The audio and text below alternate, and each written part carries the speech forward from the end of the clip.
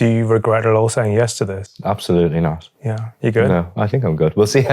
We'll see at the end of it. I'll be like, ah.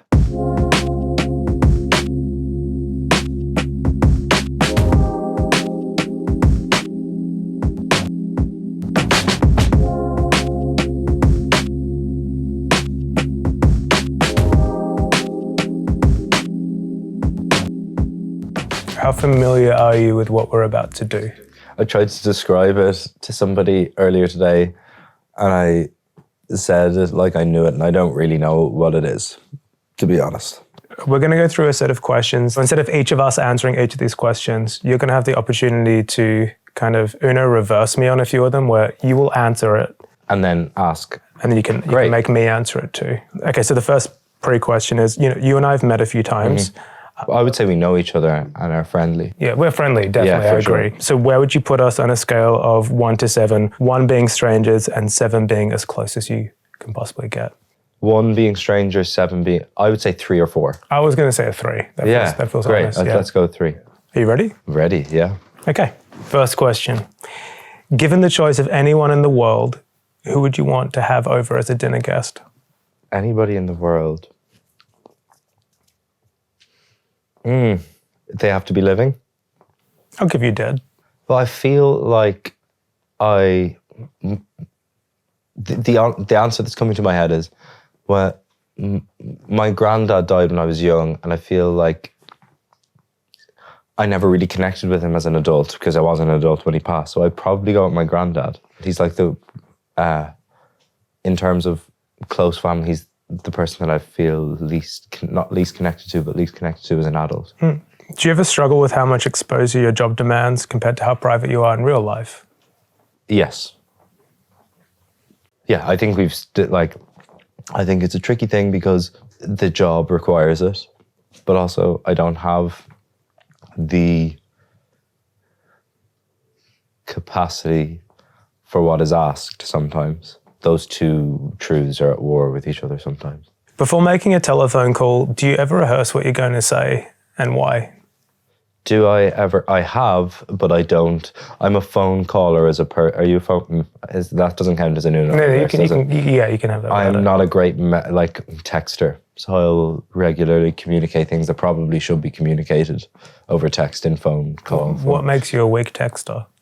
Sometimes texts feel like obligations to respond to. You have to open it, to read it, you have to consider a response, whereas when you're on the phone to somebody, you kind of are just,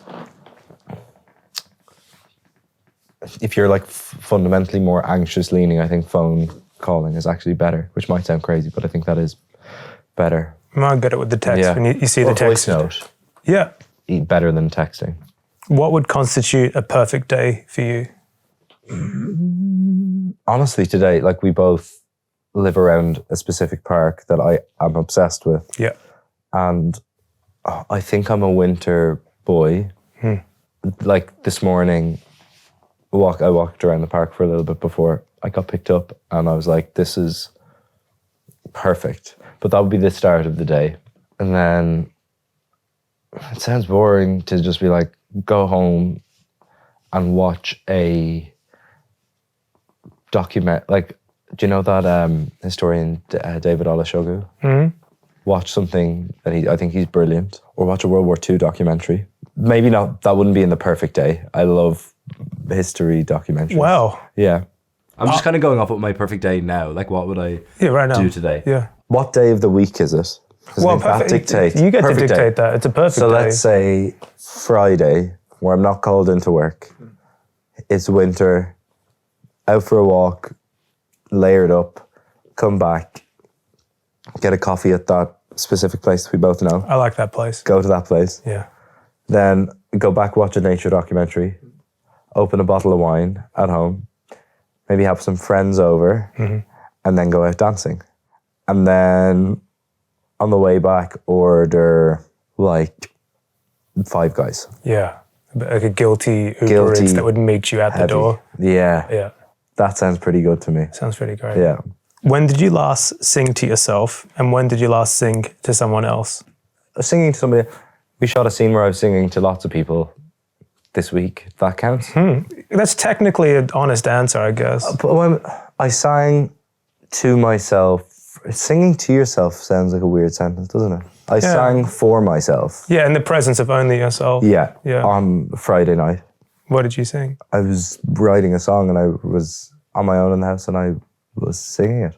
Didn't know you were a songwriter. I did not until a little while. And I don't know about, well, yeah, I like writing songs. Oh, wow. So I did a bit of that on Friday. And then the time before that, probably at home the week beforehand. Yeah, with somebody else. It was great. If you were able to live to the age of 90 and retain either the mind or the body of a 30-year-old for the last 60 years of your life, which would you want? Oh, I wouldn't want the mind of a 30-year-old. Because I assume that, like, I would love to have the body of a 30-year-old in terms of, like, physical capacity and the mind. Or are we assuming that, like... I think the question spiritually is saying that your mind would have its natural, organic, biological aging that's process. Scared. Like, that's the fear. Huh. I would, like, struggle if I had a healthy 90-year-old's mind. That's kind of the dream, because you have the wisdom of all of that. the life that has preceded you. And to have the body of a 30-year-old would be great, because you'd be able to, like, have physical agency. I think that would be the dream. But having, like, I struggle with the idea of, like, your mind wanting your body to do something and it just can't do it anymore. That's ultimately what's going to happen to all of us, but tough. Yeah. It's not a very fun question. No. That's true. In the spirit of not very fun questions, do you have a secret hunch about how you will die? I remember I said in an interview recently that I, like, don't really see myself as an old person. And my dad called me, he was like, I wish you wouldn't say that. And I understand what he means in terms of, he's right. But I am turning 30 in February and I don't feel good about it. Not to say that that is old, I just don't. I remember being young and seeing, like, my best friend's older brothers and they were like 19, 20. I was like, woof, that's the age you want to be. And that's 10 years ago for me now. I don't know how I'm going to die. I can't visualize, in spirit of the last question, I can't see myself at 90 years of age. Not to say that it won't happen. I would be surprised. Not in a dark way. I just don't, like, I hope I get there, but I can't see what that looks like. Can you see what 90 would look like? No, Yeah. but not in a... No, it's not in a sad morbid way. sense. No, it's just like... It just so much has to happen before that. So much has to happen. And, like, I think maybe I'm nervous about the concept of what has to happen to get to 90. Like, to get to 90 fundamentally means that, like, parents are gone. You're going to lose a lot of friends. Definitely. And this is a very privileged age now at 29, 30, where you're, of course, confronted by the, like, mortality of loved ones, but it doesn't necessarily feel like a very present thought. That's not true for everybody. That's true for me. I feel very lucky that I haven't experienced, like, very, very close people to me become ill and pass. But I know that hasn't happened for people my age. Of course, you're confronted with the mortality of your parents all the time, and as you get older, that's true, and that's tough. So 90, I'm like, it's going to become thick and fast then.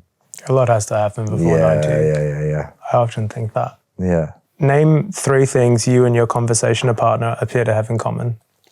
Me and you have in common.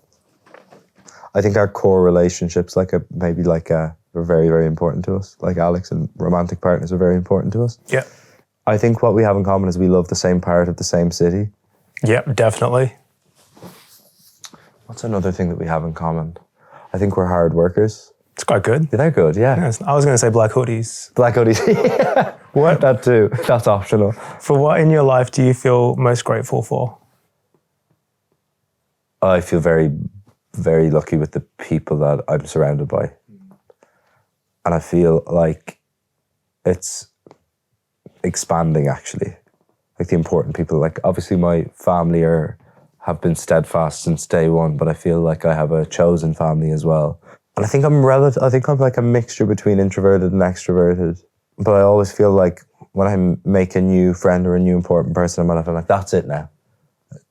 and then someone else will come in, and it's like, I feel very lucky that like the circle of people that I love is getting bigger, which is great. I love that. If you could change anything about the way you were raised, what would it be?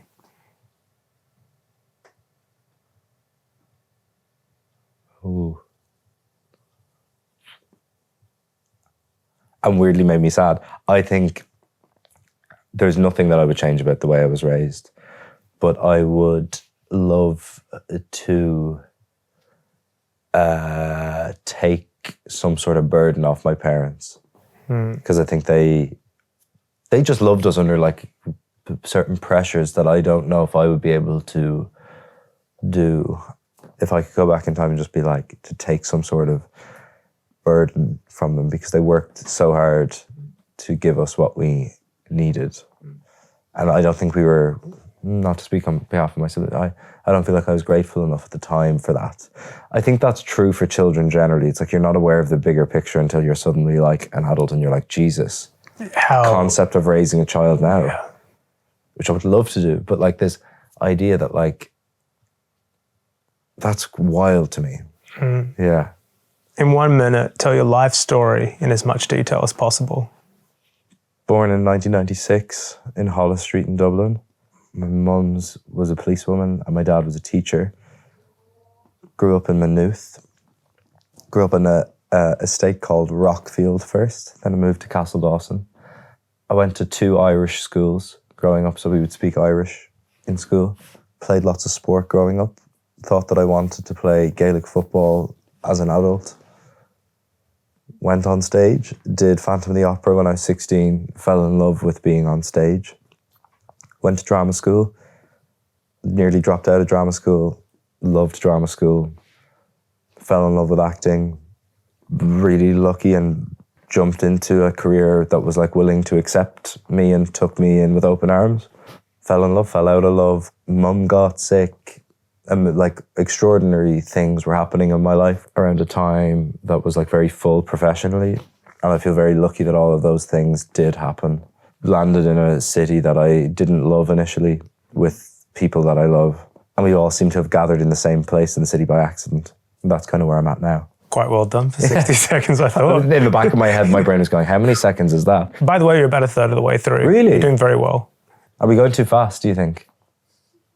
No, there's no such thing as too fast or too slow.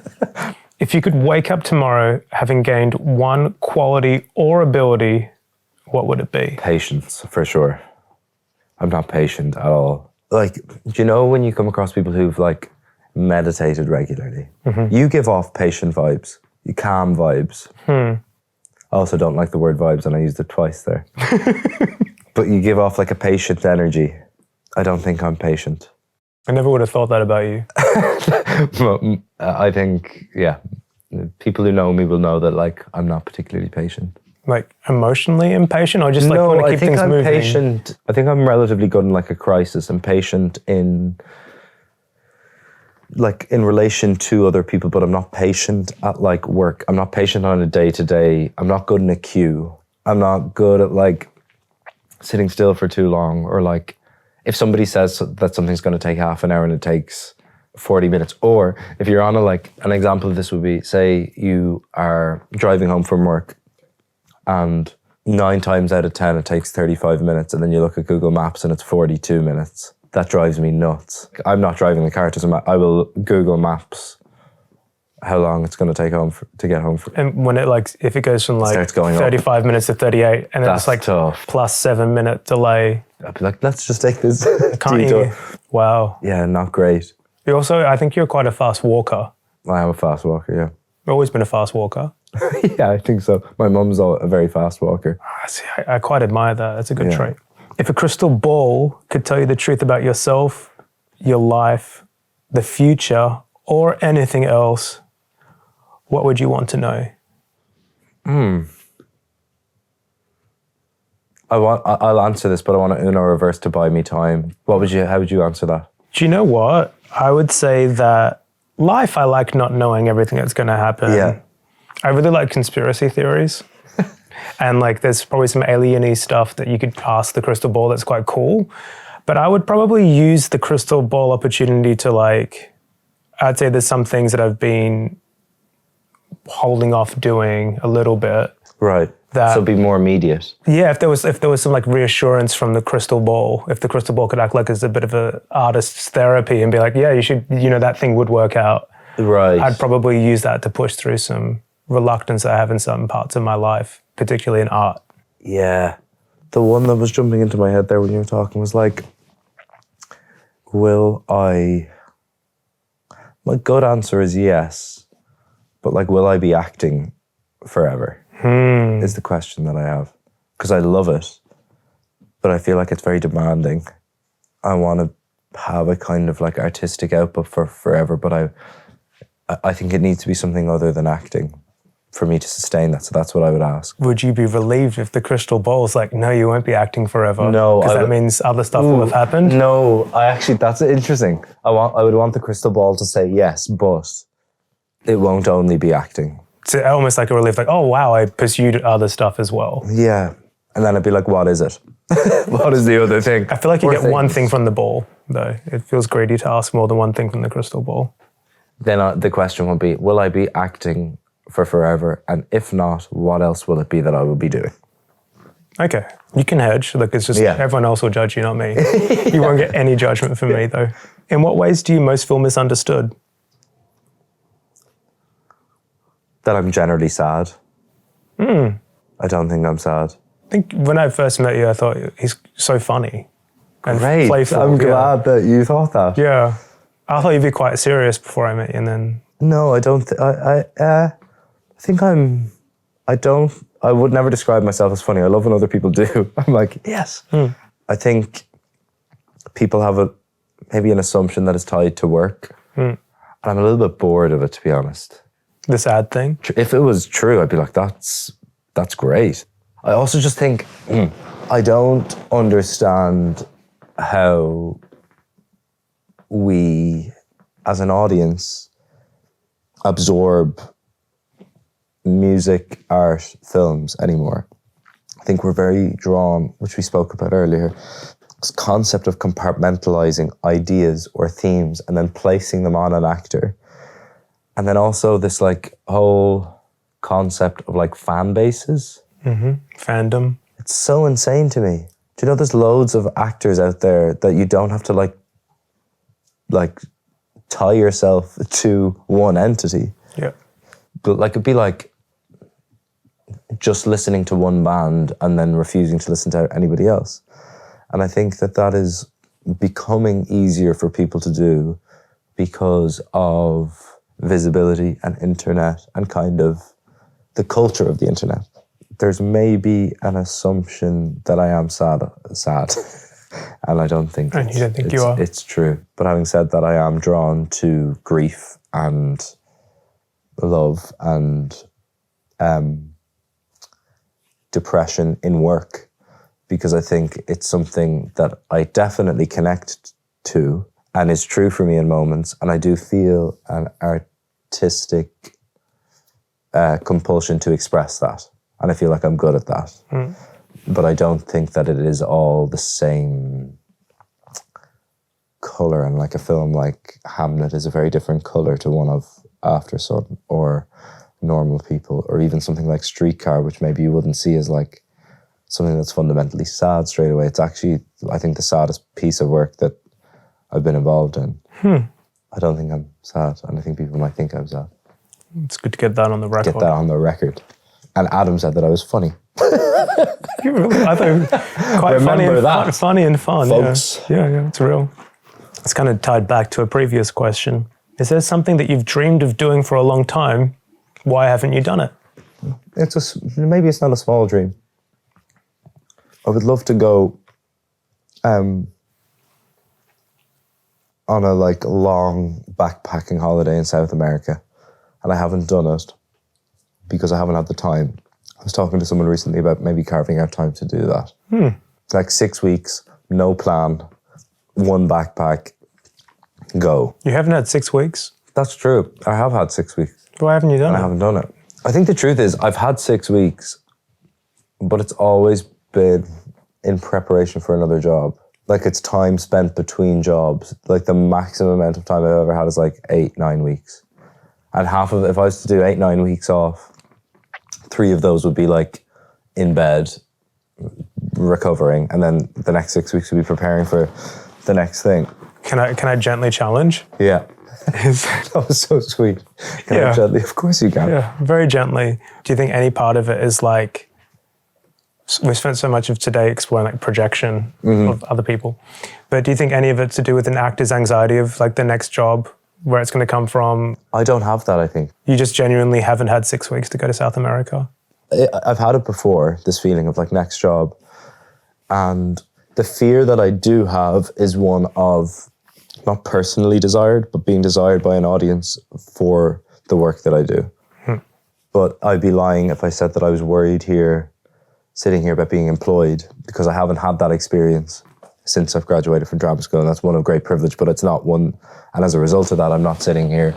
I do have a panic that like suddenly everybody's going to think I'm fucking shit at my job, and then it'll disappear. But not in this, not in a kind of tangible. Not if you like go away, you're going to miss an audition or some call is going to come in. No, in fact, that's the thing. And also I haven't, maybe the reason I didn't want to do it is because I've really enjoyed the rhythm that I've been working at. And I think that process began when I was 23 and I'm now turning 30.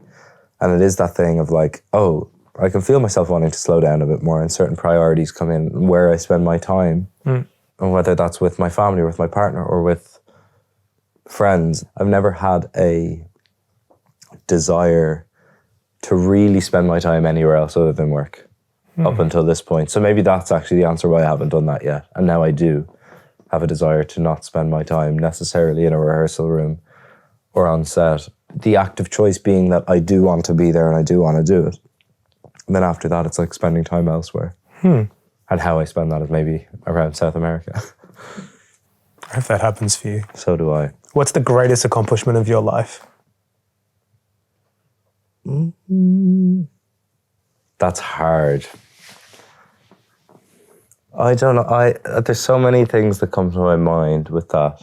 I'm very proud of, when I first started working, I don't know if I was a particularly good friend.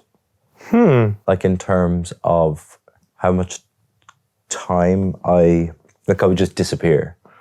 I was just like, not like I was just like, not. And I think I'm very proud of, not in terms of the friend that I am now, but the journey that I've gone on with that and been like, oh, I actually show up more than I have before.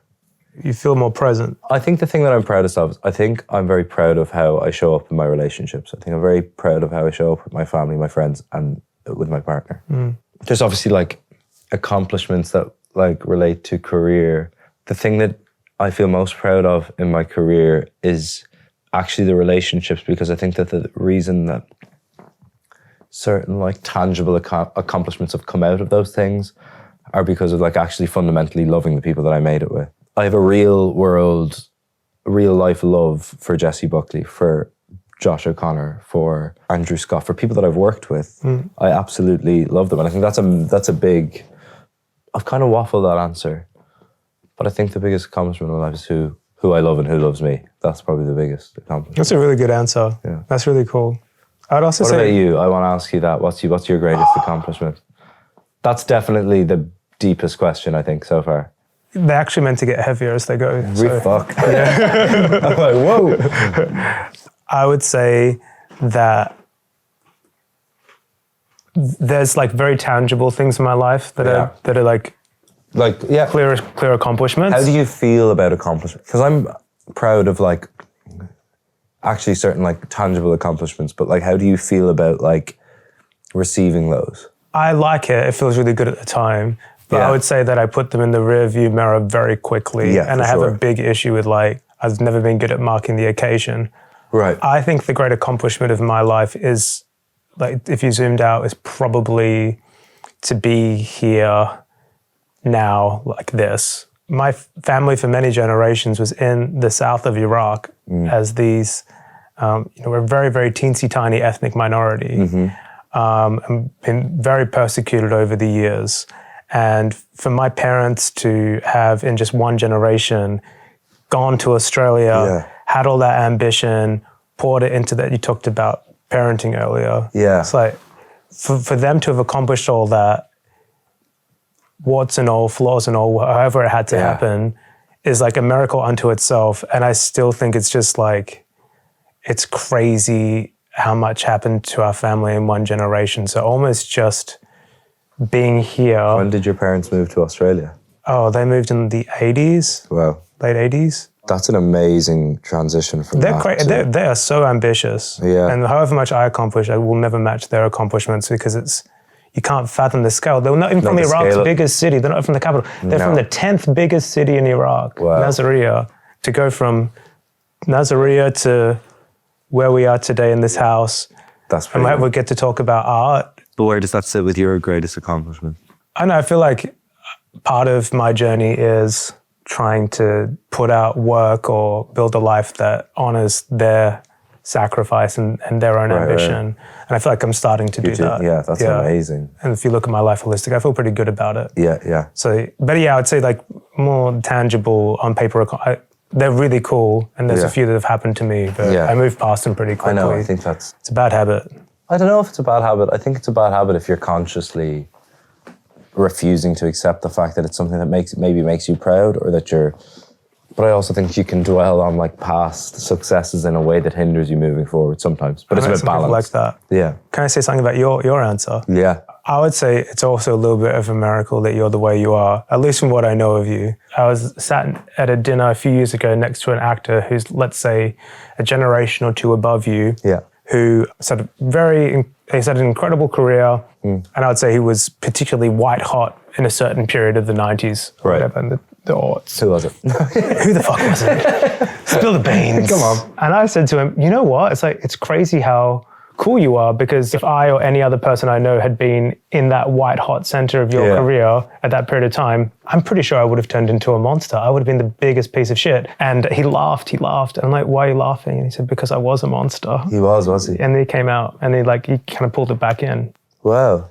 And I think whenever I meet someone like you, or like quite a few of your peers in London, I would say. Yeah. It's a good generation of artists, but I'm always impressed by how level-headed you all are, and like you could be such a piece of shit, and I'm pretty sure you're not. But this is the thing. I'm sure there's people in the world that think I'm a piece of shit, or that you're a piece of shit, and that, like, all of that is true. And I think the mistake that I made before was that, like, I believed people that like had no access to my life or who I was. To be fair, I haven't been privy to people like actually thinking that, but I think it's a mistake to assume that some people don't. And I do feel very, like, that's kind of tied to the accomplishment. It's like, I think the greatest accomplishment that I feel is that the people that I know love me are the people that I admire most in the world. Do you know, that means something, I'm doing something right, that is happening. It's like, how do you receive somebody saying, I'm surprised, because I don't think this is what you're saying, but ultimately the point is, I'm surprised you don't suck. That I don't suck. I've come across probably out of all the people that I've worked with, crazy talented, crazy, like astronomically famous people, and I can count, there's one person that I think is not particularly good. Who was it? But I've met, do you know what I mean? You met a lot of people. I think I've met a lot of people who, like, you would, from an outsider's perspective, you would assume have the world at their feet, and they do in certain instances. Like, it's an amazing privilege. And even that person that I wasn't particularly like impressed by, they weren't the cartoon monster that I think people think exists within this industry. They definitely exist. Yeah, I think they're a rarer bird than we think they are.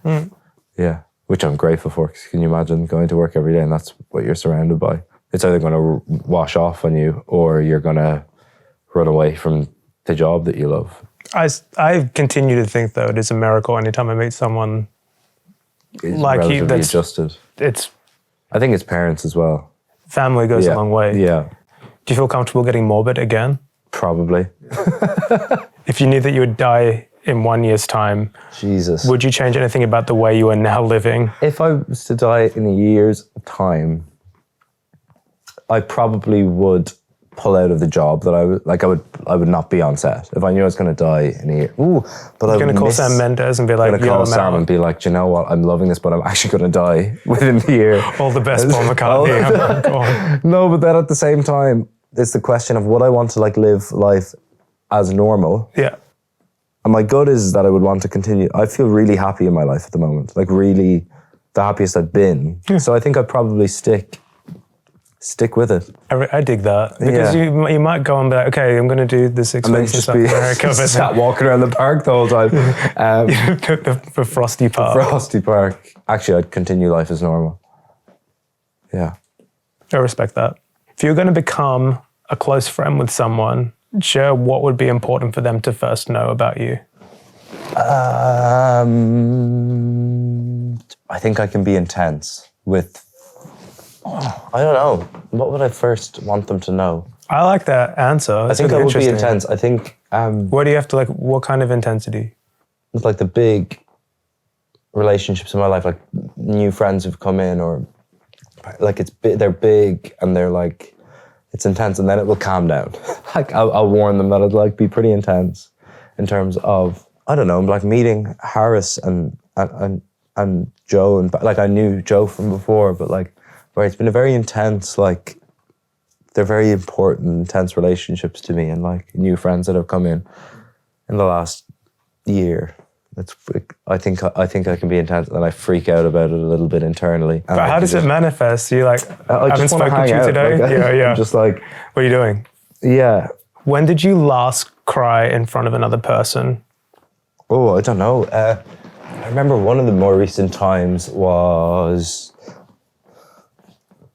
What month are we in now? We're in... No, I think it was around December. September. Mm-hmm. September this year.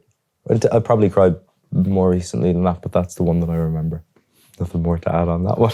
It's completely fine. Yeah. What, if anything, is too serious to be joked about? What, if anything, is too serious to be joked about? I think there's many things that are too serious to be joked about. And I think it depends on who's saying it and why they're saying it.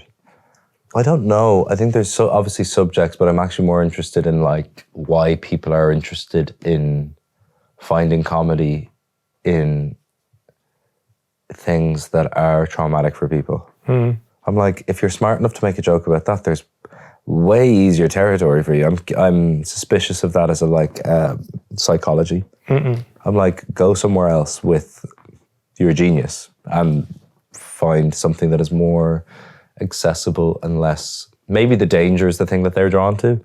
I don't know specifically. People's heritage, I'm not really into as a bit. I'm like...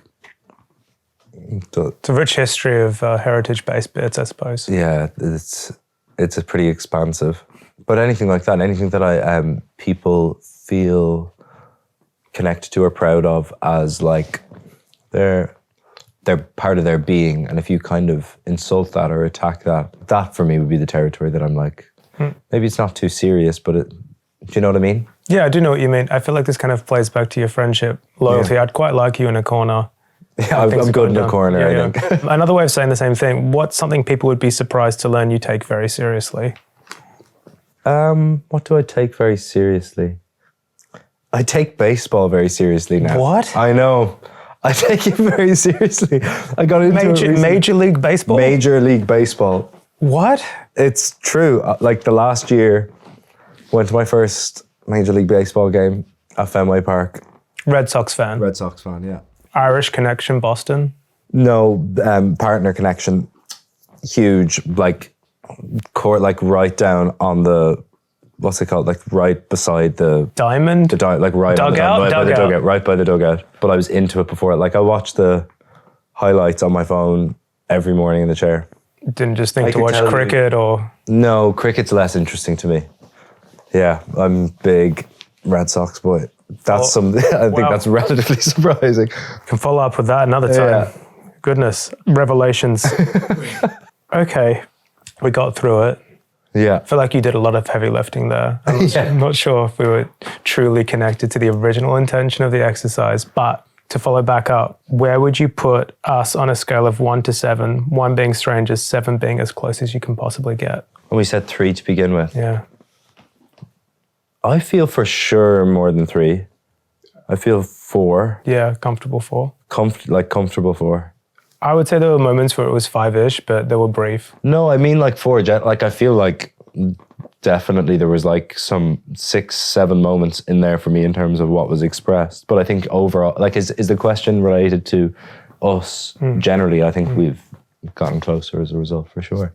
Do you feel like you met your own expectations in terms of like how open you wanted to be, how open you thought you were going to be? Yeah, probably exceeded them in certain moments. Yeah, I feel... How do you feel about it? Like I said, we spent a lot of today speaking about and exploring like projections onto talent and what fandom means and public and private eye. I feel like we tried to construct this environment where you're literally in my home. Totally, I know. There's a lot of people in my house. And it's so nice. I think it was really fun to try. No, but it's true. It's like it sets you up in a public... It removes the public side of something that has to be that. Like it is ultimately an interview, but it helps. There's a line on there, like something like wrapping it up. Thanks for your time. Wrapping it up. Thanks for your time. After like we've talked about death. Thanks for your time. I had a great time hearing your thoughts on death. And we're just going to sit here and contemplate death. Yeah, I think we could just like gradually turn off the lights maybe. Yeah.